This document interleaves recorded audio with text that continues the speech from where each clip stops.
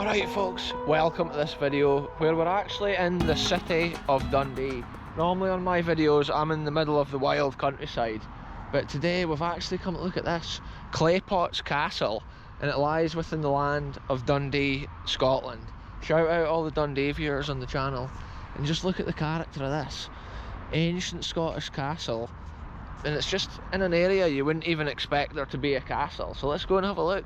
It's so cool to document castles from all time periods and in all conditions, and I had no idea Claypotts Castle was even here. So shout out Highlander 87's joining us for this adventure, folks.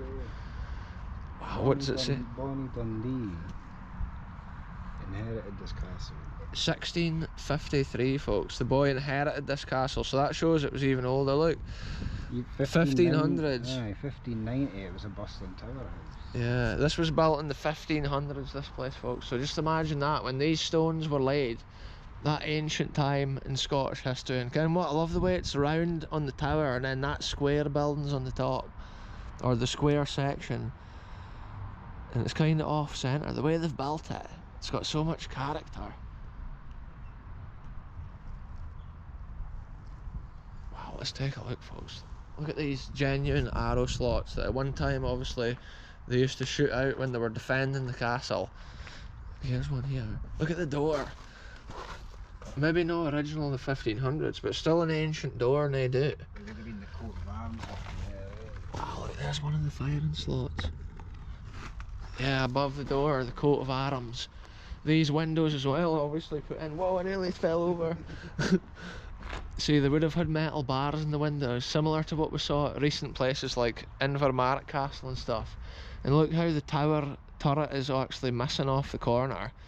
A lot of these castles were in genuine battles, and they did actually have to defend themselves at certain times. Look, there's been a gate on here at a certain time as well. And look at the erosion on these ancient stones.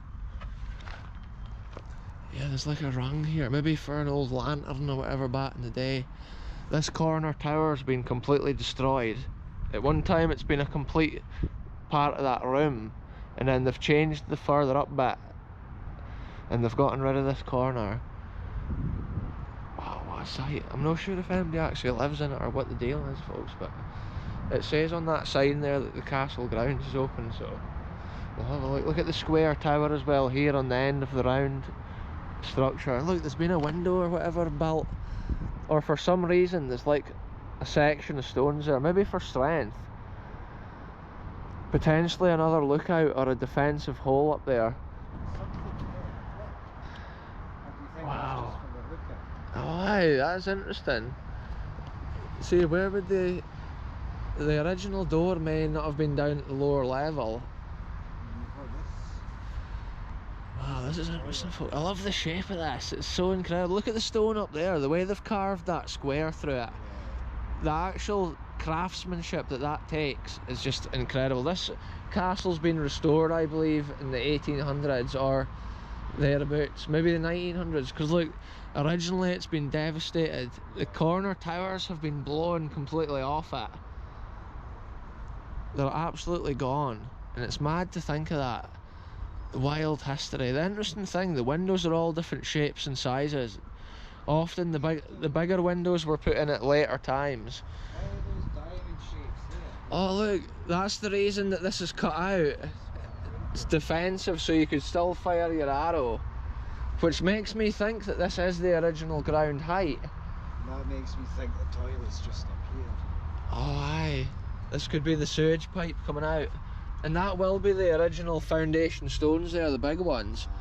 Often the castles we visit on the channel, folks, they're so old and abandoned, the vegetation grows up to a high height. So it's interesting to see this one where the full foundation's almost exposed to the elements. And it is cool to see, look at those little holes, like, I'm just amazed, they're diamond shaped holes. To carve that into sandstone, it's a real skill. Is those stones original there? Because there's just 3 random ones. Yeah, who knows how original things are, but a lot of them were detailed to that degree, especially if you look at the cornerstones on the roof. And that one stone there with the window. Yeah, they've actually carved a square through the hole. Yeah. like a square through the stone, I should say. Look, see the top window, the interesting detail, see how it's sloped at this side, but yeah, it's just straight at the inner edge. That's the kind of details when you look at a structure, it's just mad. When this castle was restored, probably like in the 18 or 1900s, that's when they would have put these glass pieces in to the original lookout holes. This is just incredible. It must have been modernised, I'm guessing, judging from these lids. It looks like there's maybe septic tanks or electronics. Check out here as well, down, look at the lightning conductor. Look at the copper strip. What's in there?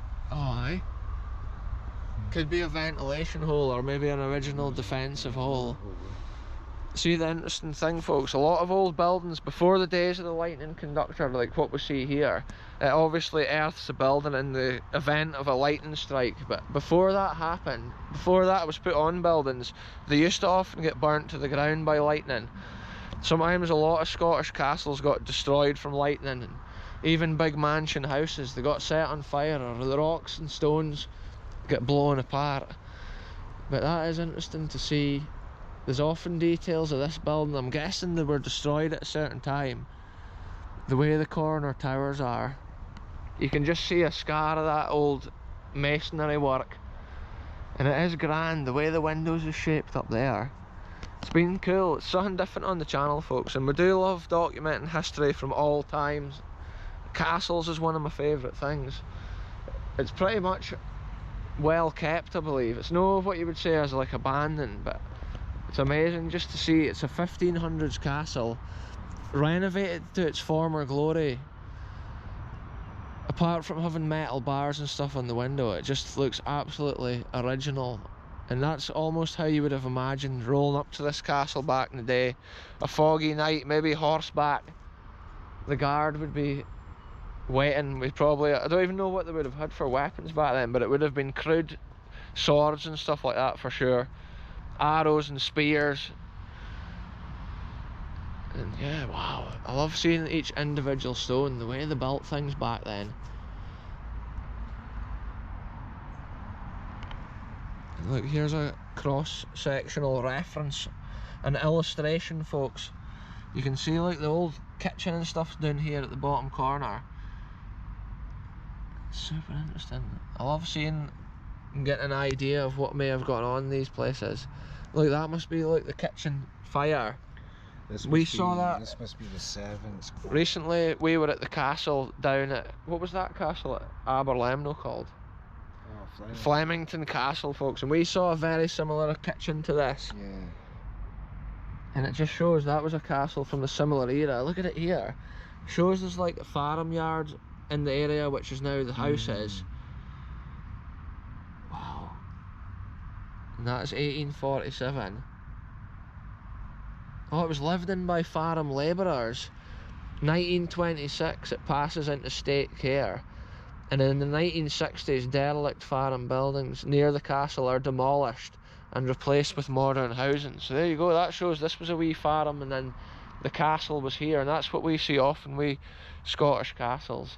There's normally a nearby farm, and that was the families that was given the land. Once the English had defeated the Scottish, their castles were taken from them and given to English noblemen, who quite often built farms and then farmed and owned the lands in the area.